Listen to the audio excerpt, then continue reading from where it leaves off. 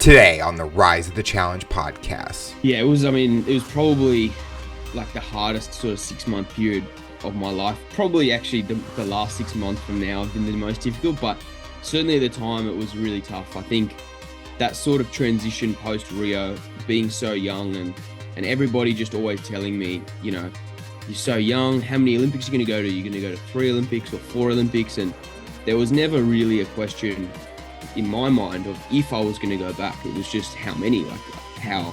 If I got there when I was 18, of course I'm going to go when I'm 22. I'm going to be 4 years better and more experienced. And welcome to the Rise of the Challenge podcast. Joined today, he's a judo Olympic athlete and 2024 Olympian. It's Josh Katz. How you doing today, Josh? Yeah, I'm good, thanks. How are you? Doing good. We are so excited to have you on the show to talk about your rise to the challenge. What we like to do with all of our guests is go right to the beginning. Talk about where you're from and what you like doing growing up. So judo's always been a really big part of my family's life. My mum competed at the 1988 Olympic Games in judo, and my dad was her coach and the coach of the Australian Olympic women's team. So there was always a really good chance that we would start judo. My older brother, Nathan, who's 3 years older than me, he started judo when he was about 5 years old, and I started a couple of years later when I was 5, and grown up and lived my whole life in Sydney. My mum and dad had a judo club when we were kids, which is where we started judo, and it's where I still do judo today. So it's been a pretty crazy roller coaster ride from I guess when we were a couple of really, really little kids running around starting judo for the first time in Sydney, and then to be sort of where I am now, and my brother having competed at 2 Olympics and me about to compete at my second Olympics and still at the same judo club that we started at in Sydney is pretty crazy. Do you feel that it might have been pressure that you had to do judo? Or like if you said a different type of martial arts like karate or taekwondo, that it would kind of be looked upon you because you're not following in the footsteps of the family? I mean, we naturally drifted towards judo just because it was a huge part of our family's life. So I guess when you're 5 years old, you don't really choose what you're going to do. You do whatever your parents Yep. tell you to do. But I played a lot of sports when I was growing up, and I was really competitive at soccer as well. And about the age of 15, I was pretty successful at soccer, and I got the opportunity to represent Australia for the first time in judo. So it sort of got to the point where it was just becoming too much to try to balance the training and competing of both, and having to rely on my parents to drive me from one sport to the other sport all the time. And they just sort of said to me, like, look, you can do whatever you want. Like, we'll support you all the way. And but ultimately, if you want to be really successful in one of the sports, you're probably going to have to choose. And I think there was never like an obvious pressure to choose judo. I think it was just like I was drawn to the fact that it was what my parents did, it was what my brother did, and we got to do this thing together. So I think that was just always like a big driving factor towards, I guess, wanting to do what the rest of the family was doing. But it was never, I think if I had chosen soccer, they would have supported me all the way, and I probably would have made them a lot more money. So maybe they're regretting that decision, but we'll never know. With kids, usually when they're doing a sport, it's really the focus on the actual sport and the fun. But as kids are getting older, they're getting to that teenage level. It's kind of shifting towards, okay, we're really getting into the training and the preparation, and you kind of start seeing a change in that person. For you, being young and really representing Australia in judo, how was that for you? Were you putting yourself at like certain situations with nutrition, with training that really maybe caused an effect, or you kept it really under control because your family all had experience with it?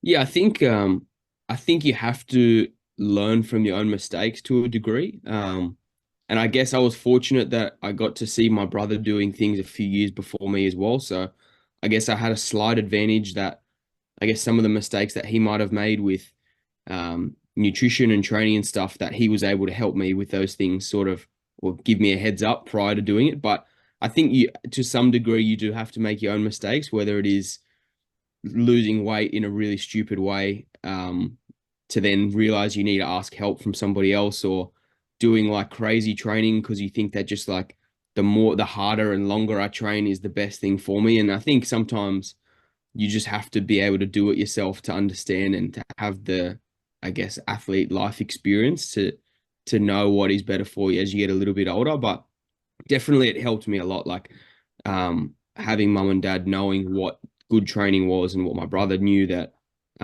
it meant that I had probably a head start on a lot of the other kids my age. And it's something now that we try really hard to help with the younger kids where they grow up in a family where their parents don't know anything about judo and that's good too because it sort of gives them a balance and a bit of a fresh perspective on I guess they don't know what to expect, which is sometimes good as well. But yeah, I think it was definitely a combination of having the understanding and the experience from my family, but also having to figure it out yourself. Even though my parents had competed and coached at Olympics, and my brother was older and better than me, I still thought I knew what was best for me when I was like 14, and tried to do everything myself anyway. So I guess they were happy to let me, as long as they're small mistakes, make those small mistakes myself to then realize that okay, there's a little bit more to this than probably what I thought. And especially at that age, I think all of us probably at 14, 15 are like, oh, I know what I'm doing. Oh, I don't need to listen to anyone. And especially now with everyone can look on Google and you get 20 different answers on how to do something. But especially when you talked about like weight cutting, we see a lot of sports and that these athletes are they're doing those sauna suits or like I don't like I mean, especially with mixed martial arts, you see like the worst ways of doing it. With your brother, do you have that competitive side with each other? Are you guys doing judo on each other all the time? Because that's just the family dynamic. But what has that been like where you have that bond in a sport together?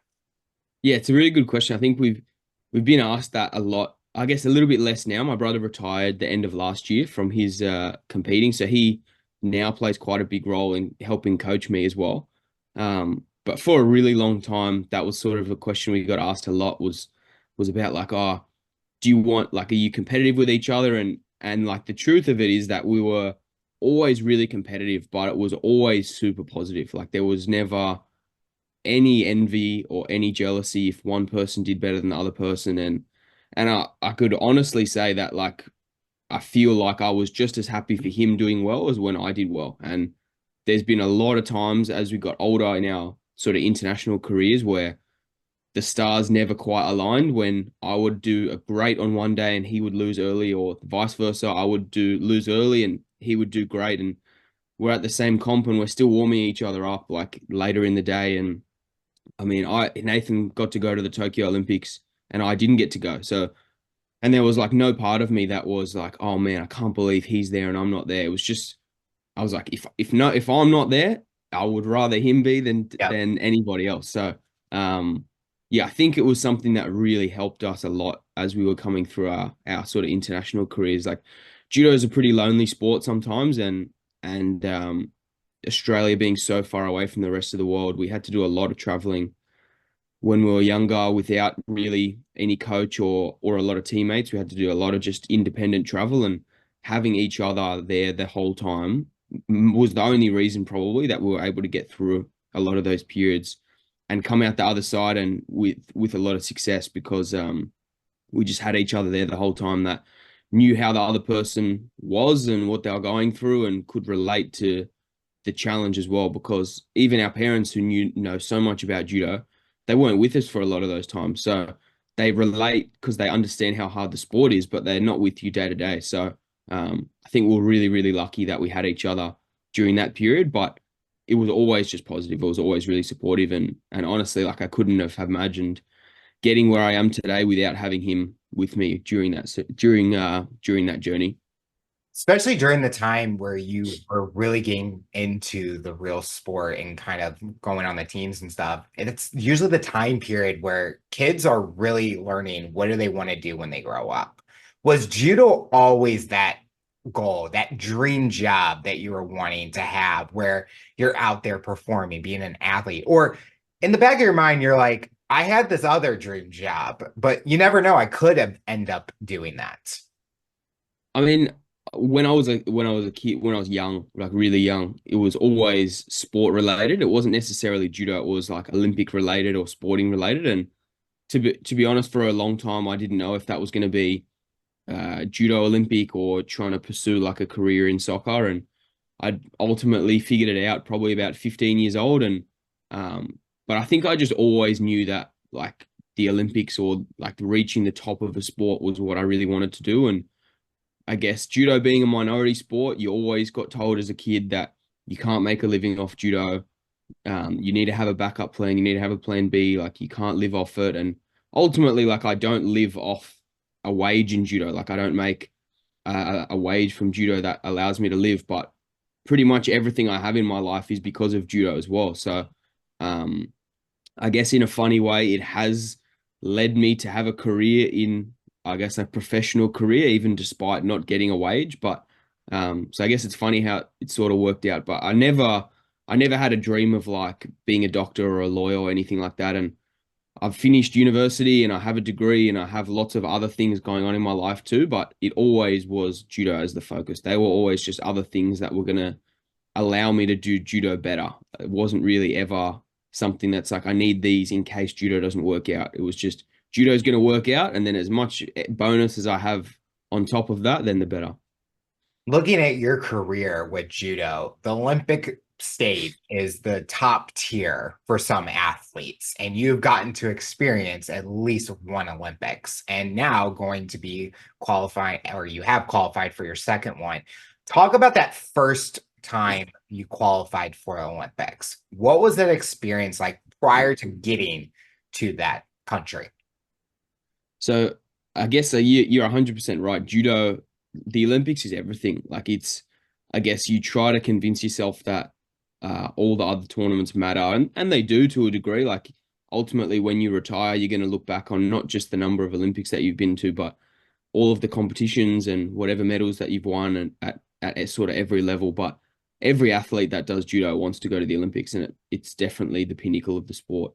Um, and I was pretty lucky that I guess I graduated high school in 2015, and then I started getting the opportunity to compete for Australia as a senior for the first time straight after I finished, which I was only 18 years old, so it wasn't really ever expected of me to do well. I just was getting selected for some experience and had a lot of success really quickly in the probably the 6 months after I finished school and was able to put myself in a position to qualify for Rio. So um, that was a pretty crazy experience because I had only just finished school and was only really looking to join the senior team as this like fresh 18-year-old kid and didn't really know what to expect and got myself to qualify for Rio. And I was only 18 when I competed in Rio, which was the youngest that any man from Australia had ever competed in judo. So I was I guess like a little bit of a deer in the headlights and had no idea what to really expect. I hadn't ever been to a world championships and only ever competed at a handful of senior events. But I guess I didn't really know how big a deal it was at the time, to be completely honest. Like I just thought this is pretty cool. Like I get to go to the Olympics and I got to go with my brother, which was incredible. And I guess I don't remember a lot about the actual competition, to be completely honest. Like that whole sort of 2, 3 weeks in Brazil was a bit of like a blur and a bit of a whirlwind, to be honest, where I think I just got caught up in the circus and the wild sort of like the village and all the other athletes and the closing ceremony and all these things going on. But um, what I remember most vividly, I guess, about that experience was just like how proud you were to represent Australia at this big event. Like when you wear like the Australian rings and the uniform and you just like sort of understand how important it is to the rest of the country. Like when you sort of come back and kids looking up to you and things like that. And I think I never really appreciated it as much at the time as I probably should have. Just, I guess it was impossible when you're 18 to really know how hard and how important this really event actually is. And probably now I can appreciate it because 8 years later, I went through the whole process and missed qualifying for Tokyo and came back from so many big injuries that now I know what it actually means to have qualified and to spend your whole life working towards this big goal. But I guess the thing that stood out to me the most from that Rio experience was just how important it is like to Australia and how awesome it is to like represent the whole country. The whole country is there to support you. Like even people all these people you've never met before, but they are there to just like willing you on to do well, which is pretty amazing.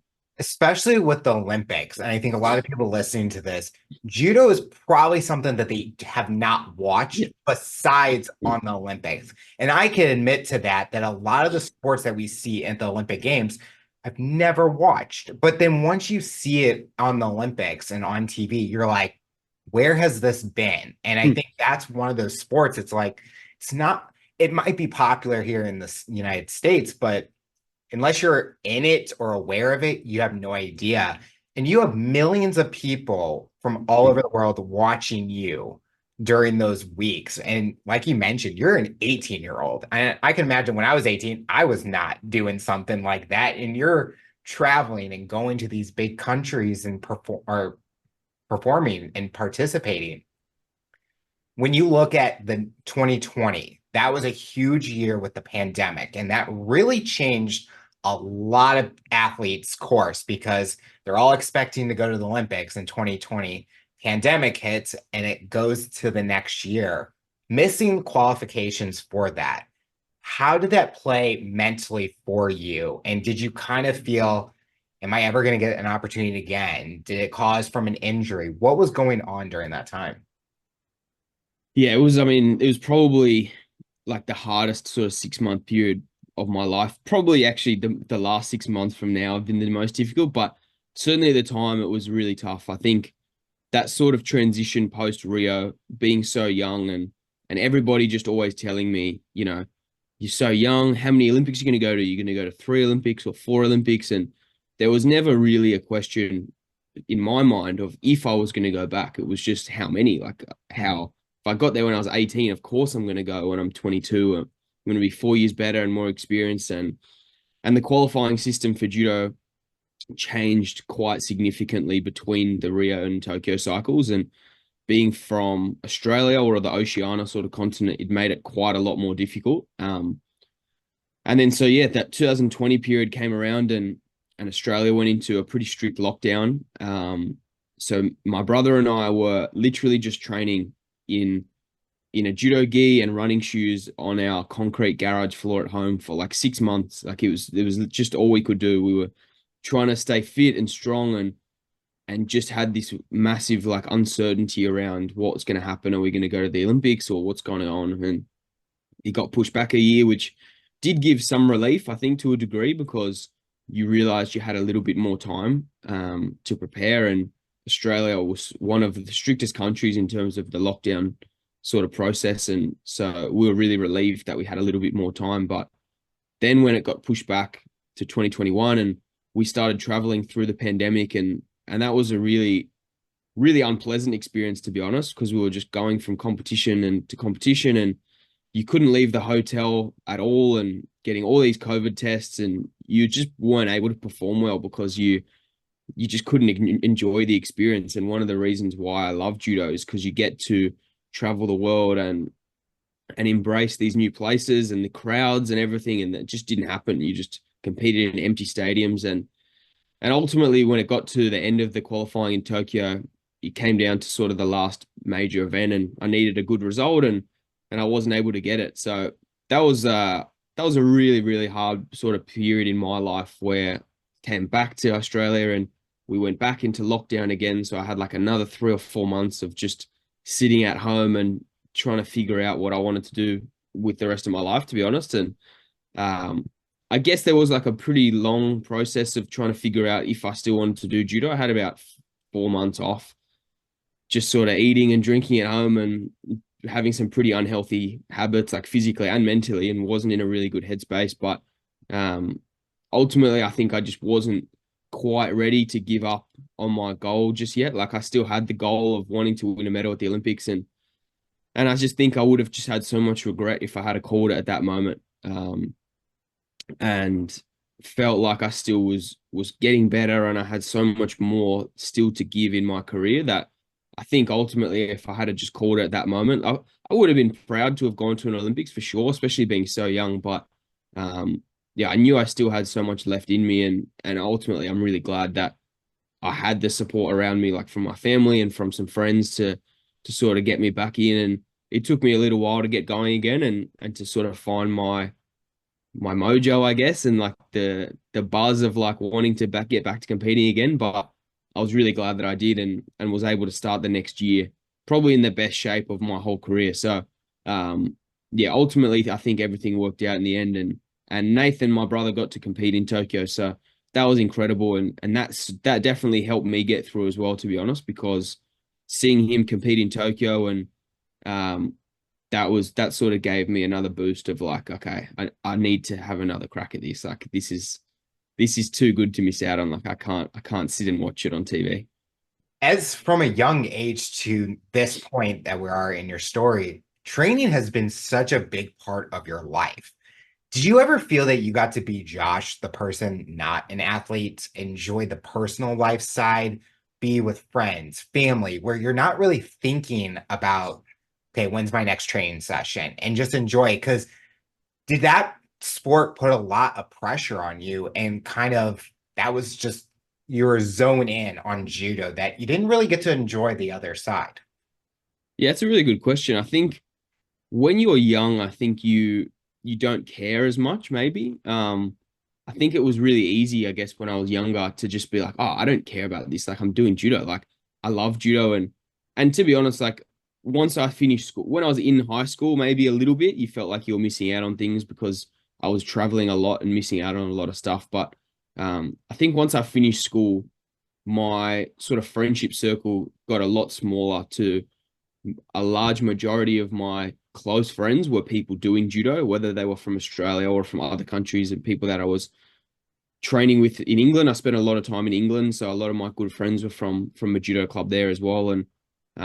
And I guess my friends that weren't involved in judo, there was a lot less of them, but they were really supportive of what I was doing. So I think I didn't care quite as much when I was younger. And then I guess as you get a little bit older, you start to realize that you do have to make a few more sacrifices in your life and there are, I guess, some decisions you have to make as to what's the most important thing for you and ultimately I think it always is a balance and it's probably one of the bigger sort of mental drains of being an athlete in any sort of sport that you do at a high level and judo being a weight making sport as well is definitely another element that you do have to be sort of on all the time. You don't get to have, I guess, like a lot of fancy dinners out and you don't get to drink much with your friends. Like you really have to save a lot of those social events for special occasions. But I think it's ultimately just surrounding myself with people that are supportive and understanding of it. And over the last couple of years in particular, when I really made a big commitment to judo post that sort of Tokyo disappointment. And I guess the people in my life that weren't as supportive of it and people that were only really there to hang out with me to drink or to go out for dinner and stuff that weren't really understanding of what I needed to do and what I really wanted to do. I just decided those people weren't as important to me anymore. And so I think, I guess, my circle is probably a little bit smaller than it used to be, but I'm so much closer with the people around me because they are fully supportive and ultimately, I guess you just have to decide, like, you can't feel sorry for yourself. You can't try to, I choose to do this sport. Like, no one's forcing me to do judo. No one's forcing me to go to the Olympics. No one's forcing me to lose weight. Like, these are all my decisions that I want to make. So I can either enjoy my life and enjoy this goal and pursuit of what I'm trying to do as well, or just sit at home and feel sorry for myself, which, I mean, ultimately, it's a pretty terrible way to live. If you win the Olympics, but you hate your life, what is the point? Like I would rather enjoy my life and try to get the most out of my sport as well. And yeah, I think you have to find a balance that allows you to achieve your goals, but you also have to enjoy your life. Like you only get to do sport for so long, but if you retire at 30 and you've been miserable for the last 20 years of your life, like what was the point? That's what was the point?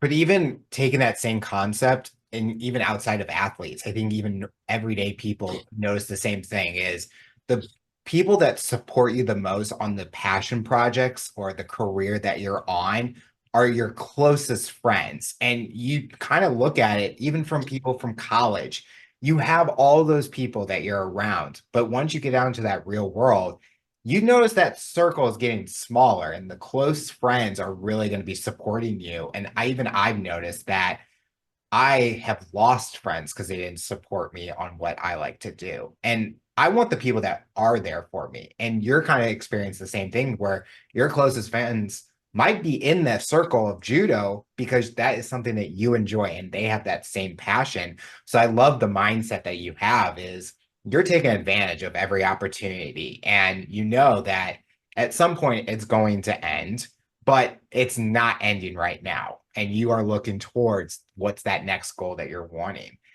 In For sure. 20, I think yeah, I think you're right. You need people that will support you and try to help you achieve your goals, but it goes vice versa as well. Like not all of your friends are there to help you. Like you need to be there to help your friends as well. exactly. So I think it's great to I've also really valued the friendships that I have of people that aren't involved in judo because it just allows me sometimes to take a complete step back away from being an athlete and just get to talk about your favorite football team or whatever's going on and not have to think about training and losing weight and all these other things. Like it is important sometimes to take yourself out of, I guess, like, I guess being an athlete is quite selfish inherently. Like you do have to be pretty selfish and think about yourself most of the time. So I think it is important sometimes to take yourself out of it and like be there for other people too, not just always thinking about yourself and your next training session and stuff like that. We talked about a big stage as the Olympics, but a stage that you got to perform at where you won a medal was the 2022 Commonwealth Games and winning bronze. What did that moment feel like for you? Was that kind of a exciting moment? Like all this hard work has kind of been rewarded in a way at that moment. Yeah, so the Commonwealth Games, I guess, in the Australian sporting environment is a huge event. And for judo, it's not one of the hardest tournaments in the world. Like I'm the first to sort of say, like on the scale of like the difficulty, it's not close to the World Championships.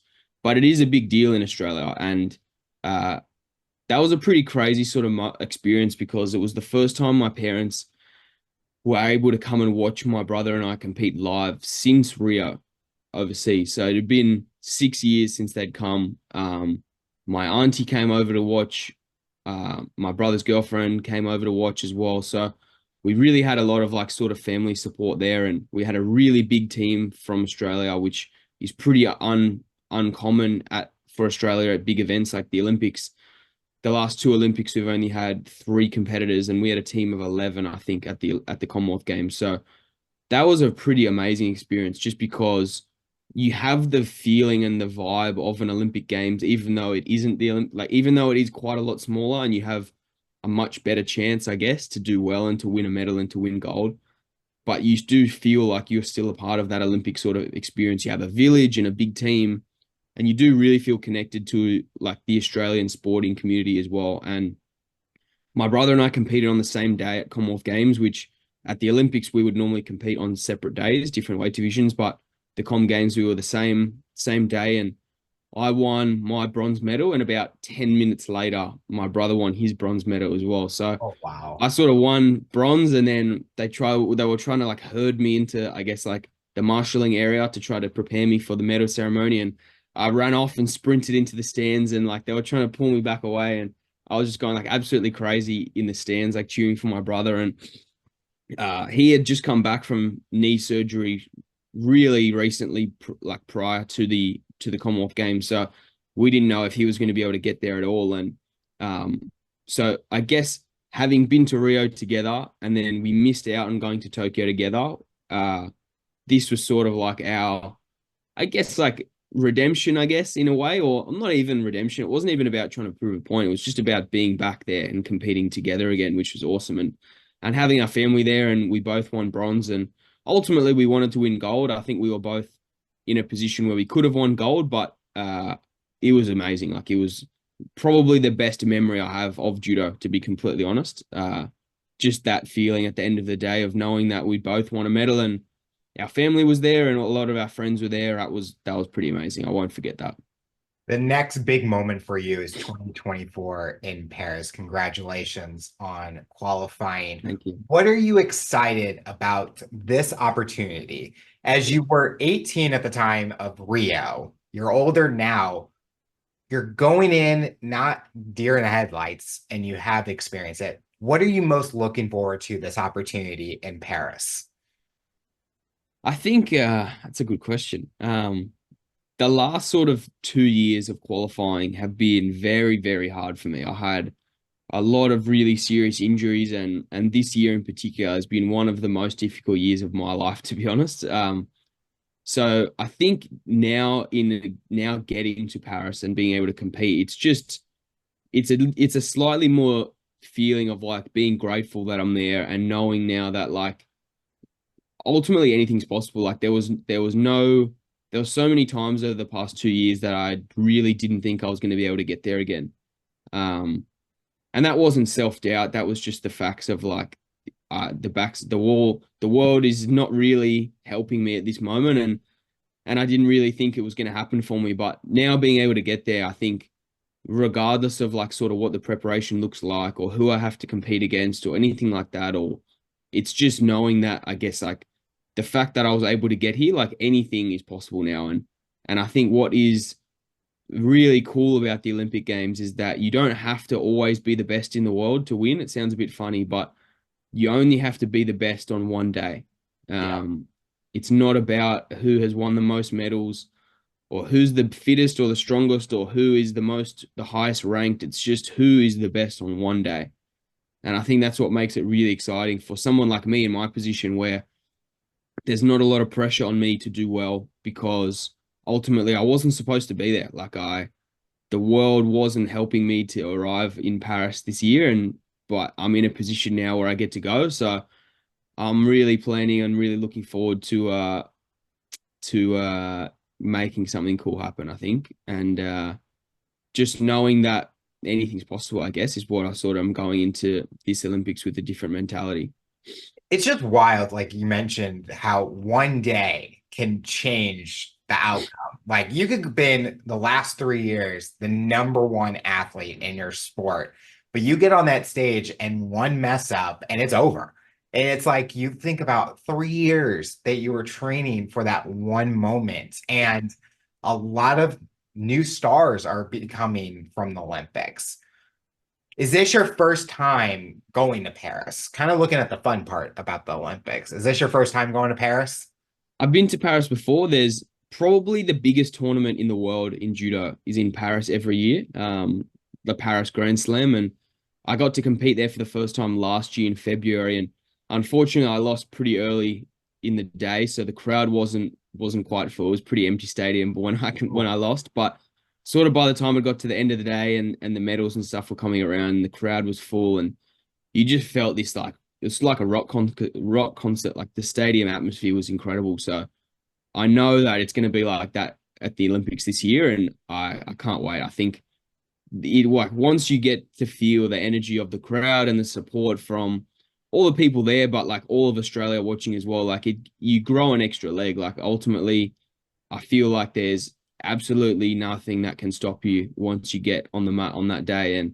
And yeah, like you're sort of saying, it's crazy. Like there's a few guys that I know will be going to the Olympics incredibly nervous because there's so much pressure on them to do really well. And ultimately, if they're a tiny bit nervous and feel a little bit of pressure, then I'm looking forward to taking that off them, to be honest. So yeah, I hope they're not coming in.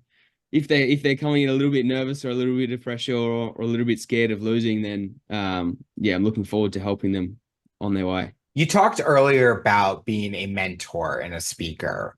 When you're doing these opportunities, what is the biggest message you're sharing with the younger audience or the people that you are speaking to? Yeah, so I started getting involved in some speaking after the Rio Olympics, and it's my I guess it's my primary I guess profession now outside of judo. So my brother and I have a business where we do a lot of speaking in schools and primary schools and high schools and at different sporting clubs, and at a corporate level, to be honest, with businesses and adults and stuff as well. So I guess the message does change depending on the audience, but I think the biggest sort of lesson that I've learned and tried to sort of help share some of my experiences is just, I guess, for younger athlete or younger kids and younger athletes, it's trying to set really, really big, ambitious goals. Like I think, especially today, you get a lot of the world sort of tries to stop you from setting big goals for yourself. It sort of tries to like kids try to celebrate not being good at stuff. It's a bit of a strange thing, where a lot of kids in school they try to sort of hold each other back and they don't want other kids to do well just because it makes them feel bad about themselves. So they all try to sort of stay in their own little bubble. And I think us coming from a minority sport and we had goals that were so different and so big compared to what the other people around us were doing at my age, that when I was young, that just trying to encourage them to set like really big ambitious goals for themselves and to work really hard towards them, and just trying to help them to understand that in order to be successful in anything, it doesn't have to be sport at all, that you do have to work really hard at it, and you might have to be a little bit different to the other kids around you. And then I think as you get a little bit older, it's just trying to understand that what is most important in your life there. Like we were sort of touching on before, that it's incredibly important to have a balance and to have friends that support you and to have things outside of your profession, not just sport, like outside of your career, things that really matter to you. But ultimately, if you have these big goals for yourself, like at the Olympics or being a doctor or a lawyer or whatever it might be, that has to be the priority in your life. And it doesn't mean you turn your back on your family and your friends and other things, but you do have to decide what is the most important thing in your life. And that's going to take a lot more energy and a lot more effort than it will for the other things going on. So I guess like just trying to help people decide what that thing is for them. A lot of people don't know what it is that they want to do and what they want to be successful at. But once they sort of can decide what it is, that making that like the number one priority and just working as hard as they possibly can. But I love it. It's something I feel really, really passionate about, and something that I think I'll do well after I finish my sporting career. With your journey that you've been on, you've been through the ups and the downs, through the injuries to the accomplishments. Are you proud of where you are today because of the battles that you've gone through, where injuries could have taken you out of the sport, or moments that you've accomplished have been kind of that fun part about that journey you've been on? Are you proud of who you are today and excited about what is next in addition to that next being 2024 Paris?